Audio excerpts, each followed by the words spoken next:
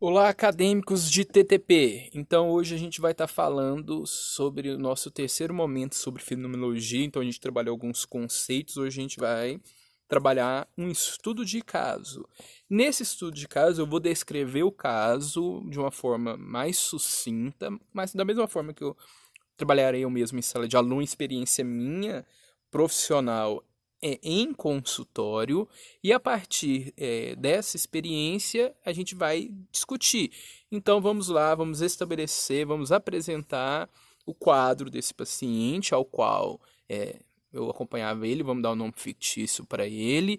Nós temos um paciente chamado Rogério, e esse paciente, Rogério, de 22 anos de idade, ele bem-sucedido, no emprego bem-sucedido de uma multinacional, era um indivíduo bem apessoado, 1,80 m, olhos claros, com uma excelente condição financeira além do seu emprego, falava o domínio da língua inglesa e também da língua espanhola, viajou, fez intercâmbio, mas apresentava um quadro de dependência química baseado em opiáceos, específico a cocaína e em alguns outros momentos a heroína.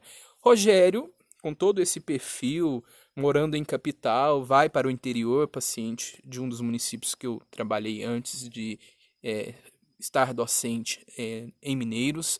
Então esse indivíduo foi ao consultório, por quê? Porque ele tinha compulsão sexual. Ele tinha uma compulsão sexual. E essa compulsão sexual dele, tinha um afloramento mais agressivo e expansivo quando ele bebia. E quando ele bebia, consequentemente, ele fazia uso da droga. E o que levou ele a procurar o processo psicoterapêutico? Ele buscou o processo psicoterapêutico porque, em um determinado momento, que ele utilizou a substância, que a gente fala que é o momento desencadeador do quadro de busca, onde a coisa já está lá toda lascada, com o indivíduo fala, nossa, eu preciso buscar. Ele deixou a namorada que ele tinha em casa, deixou a namorada que tinha em casa e foi para um prostíbulo, em linguagem de senso comum, um cabaré.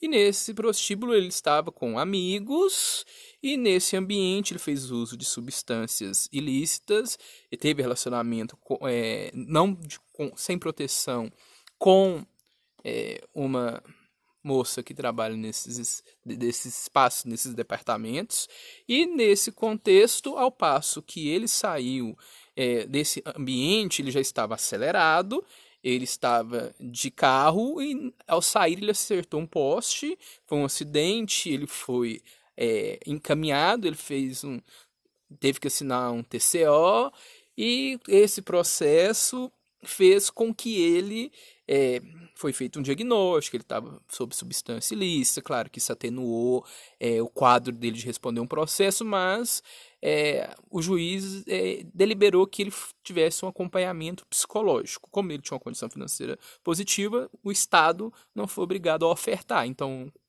visto o meu processo de especialização, o juiz encaminhou para um profissional com especialização. E como eu trabalhava nesse momento também, como eu tenho Mineiros, mas em Rio Verde tinha uma parceria com o Fórum, eu fui encaminhado por o único da região que tinha uma especialização específica para esses casos. Então isso aconteceu, não vou falar específico, às vezes alguém conhece, entre 2011 e 2013.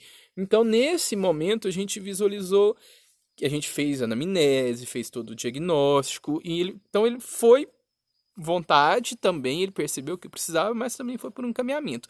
Mas ele poderia, muito bem, que a gente sabe que tem profissionais que não são sérios, pegar alguém para assinar e pronto, acabou. Mas ele quis buscar, quando é casos mais complexos, no momento, nessa época aí, nessa janela, a sessão eu cobrava R$ 150 e o acompanhamento 120. Se faltasse, independente, ele tinha um quadro de ausências bem recorrentes, então a gente tinha um valor de R$ 120 mensais mais o diagnóstico.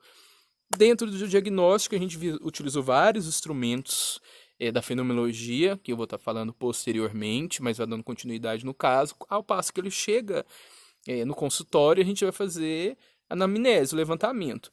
E nesse processo a gente teve algo que a gente utiliza na anamnese, que é os parceiros, as pessoas próximas, familiares, que é algo que o ambiente, a questão fenomenológica existencial da existência do ser como fenômeno com outros, mas sendo o centro, mas a gente precisa entender o contexto que ele está inserido, mas sempre voltado a ele. A namorada, que mesmo com todo esse processo entendia o afeto que ele tinha, e ela foi para a nossa triagem diagnóstica inicial, e o pai.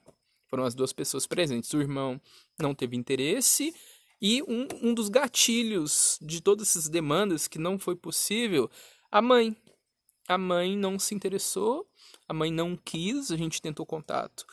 Se poderia ser por e-mail, pedindo autorização para o pai entrar em contato, a mãe não teve interesse de trabalhar, e essa foi uma das primeiras hipóteses. Esses comportamentos, essa perspectiva dele estava relacionada com a ausência da figura materna. Então, era um dos primeiros eixos.